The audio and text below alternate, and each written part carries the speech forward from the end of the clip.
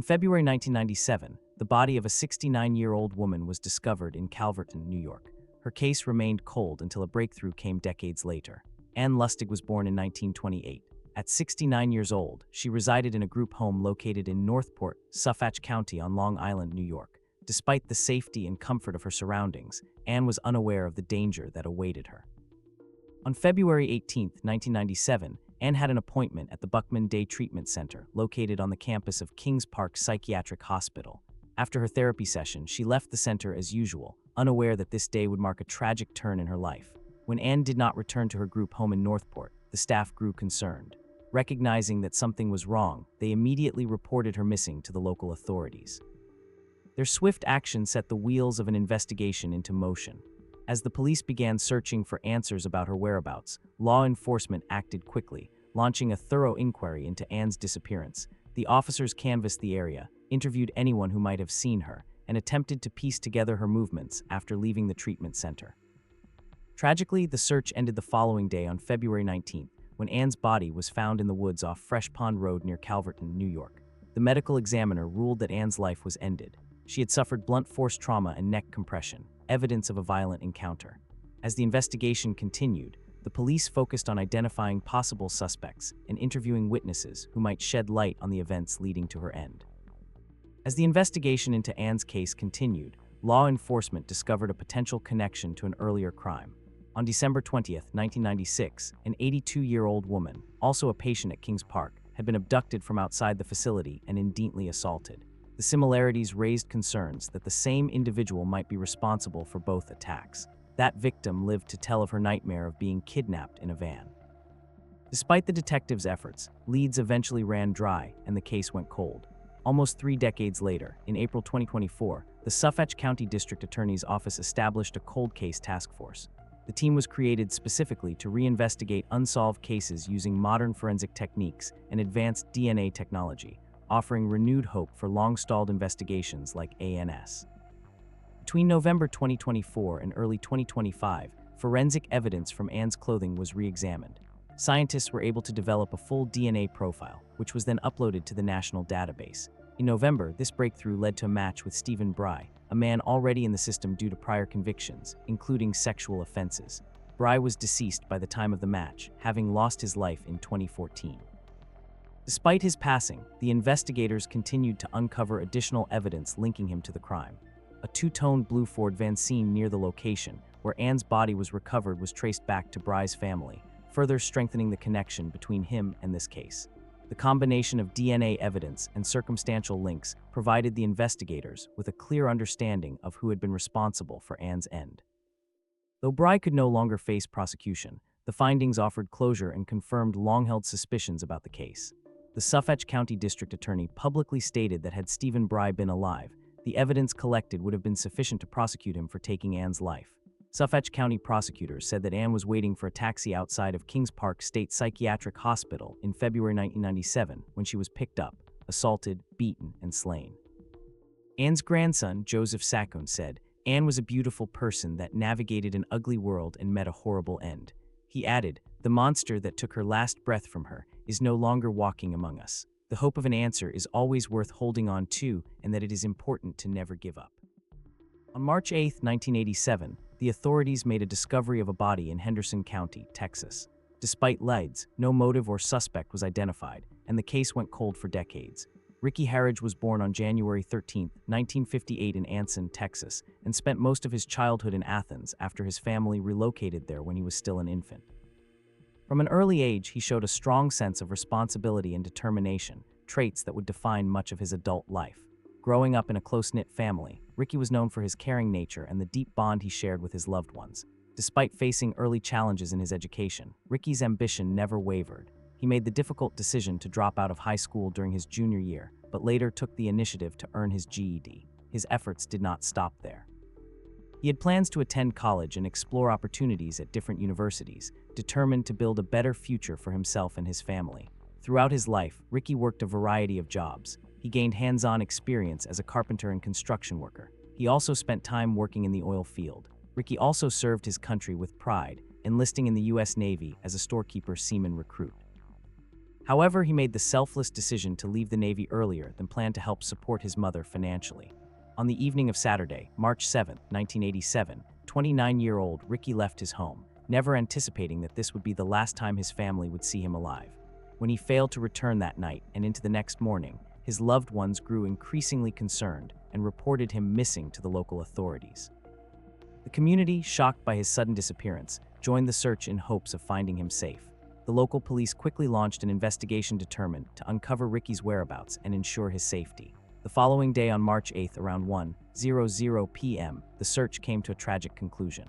Ricky's body was discovered beneath a bridge on County Road 1500 near Walnut Creek in Henderson County. The authorities determined that he had been shot multiple times and then thrown from the bridge, a shocking act of violence that left his family and the community in disbelief. The scene suggested a brutal and targeted attack, though the reasons behind it were initially unclear. As the investigators began to piece together the events leading to Ricky's demise, they learned of a disturbing incident that had occurred 2 weeks prior. Ricky had been assaulted, beaten by 5 men and 1 woman. These individuals were reportedly connected to a woman from his past, and the attack had left him too sore to go to work for several days. While this altercation raised questions about potential connections, the authorities were unable to confirm any direct link at the time. Despite their efforts, the police faced significant challenges in identifying a clear motive or suspect. Numerous leads and theories were explored, but none provided the concrete answers the investigators were seeking. The complexity of the case, coupled with the limited evidence, made it difficult to make definitive progress. Eventually, with no suspects or motives identified, the investigation into Ricky's case went cold. In 2019, more than 3 decades after Ricky's tragic demise, Sheriff Bodie Hillhouse reignited the investigation, determined to bring long overdue answers to the case. As part of this renewed effort, clothing evidence from the original crime scene was sent to Pure Gold Forensics in Redlands, California. Their specialists successfully extracted a DNA profile, which was uploaded to the National CODIS database. Although the initial search yielded no matches, the breakthrough offered a renewed sense of hope for investigators and the Harridge family. Refusing to allow the case to remain unsolved, the sheriff's office later partnered with Season of Justice, a nonprofit organization dedicated to funding advanced forensic testing for cold cases. In 2022, the investigation gained further momentum when RM joined the effort to conduct in-depth DNA analysis. The combination of new technology and expert collaboration set the stage for a major breakthrough. With the assistance of the FBI Dallas Violent Crimes Task Force, the investigators applied cutting-edge genealogical techniques to the DNA evidence. In November 2025, these efforts pointed to a potential suspect, Dallas Reynolds Casanova, a man who had lived in Henderson County at the time of Ricky's crime and later passed away in 2008 in New Orleans, Louisiana. DNA testing confirmed that Casanova's genetic material was present on Ricky's clothing, directly linking him to the crime scene and providing the first definitive connection to the decades-old case. The breakthrough was the result of a collaborative effort spanning multiple agencies and organizations. The Henderson County Sheriff's Office, the District Attorney's Office, the FBI, RM, Pure Gold Forensics, and Season of Justice all played critical roles in the investigation. Detectives involved in the investigation praised the teamwork and perseverance that made the breakthrough possible.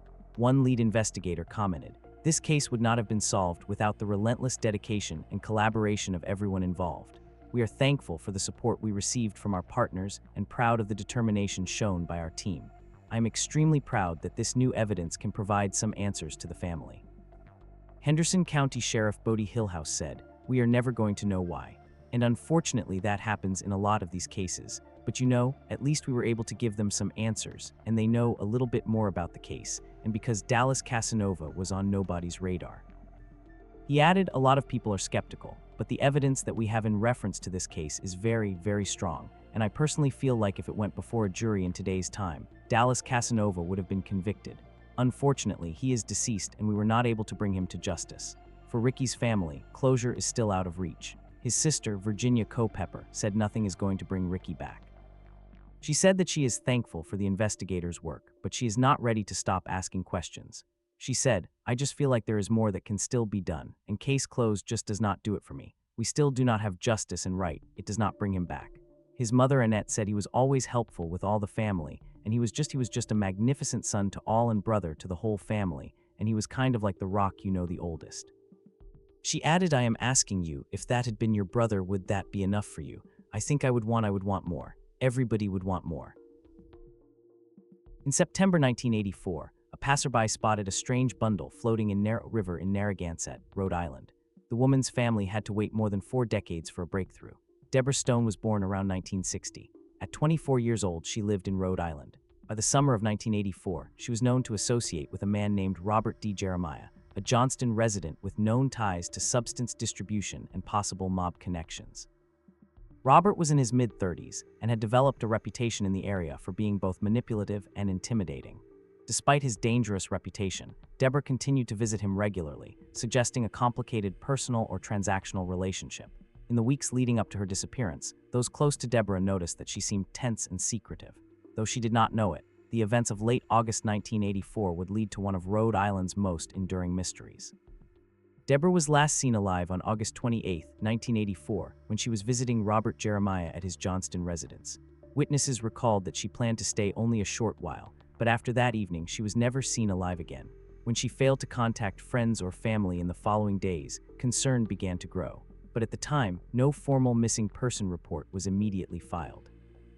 On September 2nd, a passerby spotted a strange bundle floating in Narrow River in Narragansett, Rhode Island.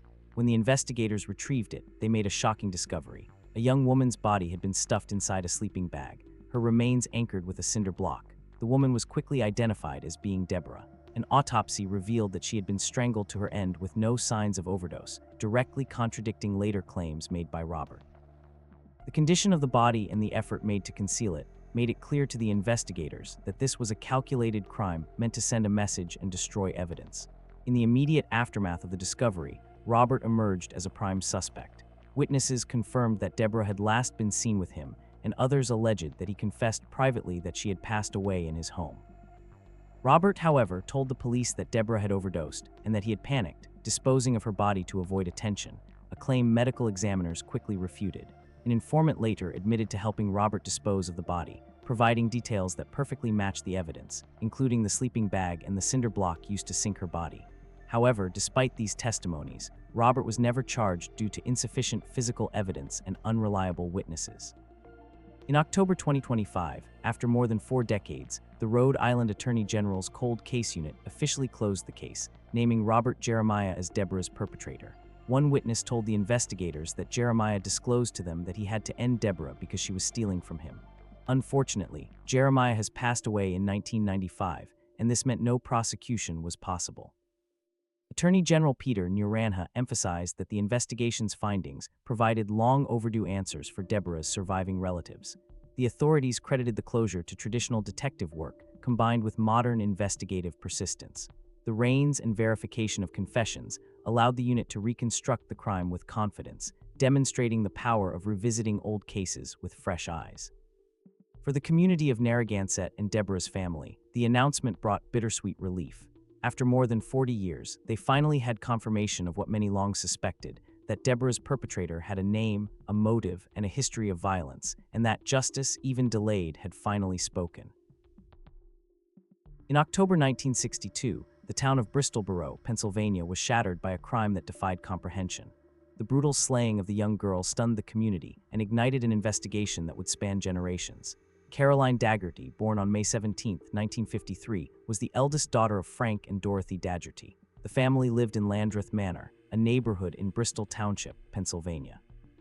At 9 years old, Carol was a 5th-grade student at St. Mark's Roman Catholic School in Bristol, Bureau, where she was well-liked by her teachers and classmates. Those who knew her described Carol as a happy-go-lucky, good Catholic girl who embodied innocence and kindness. Her radiant smile and cheerful nature made her stand out among her peers. Despite her young age, Carol had already developed a strong sense of responsibility, balancing her schoolwork with her household duties and personal interests. Carol had a special love for reading, particularly mystery books that sparked her imagination and curiosity. Her passion for stories often took her to the Bristol Bureau Free Library, where she would return and borrow books with enthusiasm. Her regular trips to the library became part of her weekly routine, and she often made the journey on her blue, white, and chrome Londoner racing bicycle, a gift she cherished deeply. Beyond her love for reading, Carol was guided by faith in her daily life. On her way home from the library or school, she frequently stopped at St. Mark Catholic Church to pray. It was a quiet ritual she enjoyed, one that had been encouraged by the nuns at her school. Everything seemed normal that day until the afternoon of October 22, 1962. Carol had left her home to return books to the Bristol Free Library, following the same routine she had done many times before. She made her way through the quiet streets, her thoughts likely filled with stories from her favorite mystery novels. Along the way, she stopped at St. Mark's Church. When 4:30 p.m. arrived, and Carol had not yet returned home, her parents grew increasingly anxious. Dorothy tried to convince herself that her daughter had perhaps stopped to chat with a friend or lingered at the library, but deep down unease began to set in. Frank, sensing something was wrong, decided to search for her. He retraced the path she usually took, calling out her name as the afternoon light began to fade. By early evening, worry turned to dread. Around 6:00 p.m., Frank made his way to St. Mark's Church. Inside the church, he discovered the unthinkable. His daughter's body was found on a landing leading to the choir loft. The sight was devastating. Carol had been assaulted and strangled to her end. The peaceful place that once brought her comfort had now become the scene of a horrifying crime. The investigators were quickly called to the church, their presence breaking the evening's stillness as the police cordoned off the area. Shock and disbelief rippled through the community as word spread of the tragedy. Neighbors and parishioners gathered outside, many in tears, unable to comprehend how something so brutal could happen in a sacred place where families had always felt safe. The police determined that Carol was likely attacked around 3:35 p.m. shortly after entering the church to pray. The timeline suggested that her final moments occurred in broad daylight in the very heart of her community. The initial investigation was led jointly by Bristol Police Chief Vincent Faragalli and the Pennsylvania State Police. From the beginning, the investigators faced a deeply disturbing and complex case. The crime scene was meticulously examined, and among the evidence collected were several hairs found clutched in Carol's hand, suggesting that she may have struggled against her attacker. Despite this crucial discovery, the forensic technology available at the time was limited, and the authorities could only rely on traditional investigative methods and witness statements to search for answers. Over the years, several suspects came under scrutiny. One of the first was Frank Zucchero, a local handyman known to have been drinking heavily on the day of the crime. Witnesses had seen him near the church, and during questioning, he even confessed. However, his confession was quickly dismissed after the police determined that he was intoxicated and provided inconsistent details that did not align with the evidence. The next potential suspect was 19-year-old Wayne Roach, whose parents had reported finding Carol's name written in his notebook. Though this detail raised suspicion, the investigators found no physical evidence connecting him to the scene. Attention then turned to Joseph Sabadish, a priest at St. Mark's Church. His initial alibi was found to be false, intensifying suspicions about his possible involvement. However, without concrete evidence linking him directly to the crime, the investigators could not proceed with charges. The final and most persistent suspect was William Schrader, who was reportedly seen outside the church shortly after the estimated time of the crime. Despite his presence near the scene and his troubling background, the authorities lacked sufficient proof to make an arrest. The case haunted the investigators for decades, with renewed efforts over the years bringing no resolution. Polygraph tests, witness interviews, and even grand jury testimonies failed to uncover definitive answers. In 1994, after 3 decades passed, William Schrader was extradited from Louisiana to Pennsylvania after new interest in the case arose. Yet, despite the hope that long-awaited justice might finally be achieved, a grand jury investigation concluded without an indictment, and Schrader was released without charges. Before he passed away from a heart attack in 2002, Schrader's criminal history revealed a disturbing pattern of violence. His record included charges of attempted slaying, assault, domestic violence, and multiple cases of assault and indecent assault involving both women and young girls. Most shockingly, he had been convicted of manslaughter in 1985 for ending the life of a 12-year-old girl during an arson attack in 1970. Though many believed he was the most likely perpetrator of Carol's case, the lack of definitive evidence meant that the case of Carol remained one of Pennsylvania's most haunting unsolved crimes. For 63 years, investigators, journalists, and members of the community revisited the case, hoping one day to uncover the truth behind the horrific crime that had stolen the innocence of a quiet town. Despite the passing years and numerous ends, the detectives never completely closed the file. The memory of Carol, her faith, her smile, and her tragic end lingered in the hearts of those who had never stopped seeking justice. Then in 2025, a long-awaited breakthrough finally came. On October 29th, Bucks County District Attorney Jennifer Shaw announced that an investigative grand jury had reached a conclusion after reviewing the decades-old evidence. The grand jury determined that William Schrader, long considered a prime suspect, was responsible for taking the life of Carol. It was a revelation that brought both relief and sorrow. Relief that the truth had at last been uncovered, and sorrow that it had taken so long to arrive. According to District Attorney Shaw, The decision was based on several compelling findings. Eyewitness accounts placed Schrader near St. Mark's Church shortly after the time of the crime. There were also alleged confessions that he had made years later to his stepson, admitting his role in the crime. The investigators noted that Schrader had abruptly moved from Pennsylvania to the southern United States not long after Carol's case was opened, a move that appeared to be an attempt to escape suspicion. One of the most significant pieces of evidence came from a visual hair analysis conducted decades earlier. The analysis indicated that the hairs found in Carol's hand were consistent with Schrader's, strengthening the case against him. Unfortunately, the DNA from that sample had become too degraded over time to allow for modern testing, meaning the conclusion rested primarily on the cumulative strength of the witness testimony, behavioral patterns, and physical comparisons.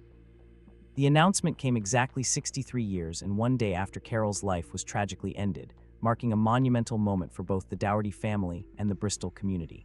After decades of pain, unanswered questions, and lingering doubt, the case was finally declared closed. For those who had carried the weight of the mystery for generations, the truth brought a measure of closure. Her sister Kay Dougherty said, "Our family lived without answers, and the uncertainty surrounding Carol's demise became a part of who we were. My parents both passed away without knowing on this earth who ended the life of their daughter. After so many decades of unknowing, this finding finally brings closure and a truth to a wound that never healed."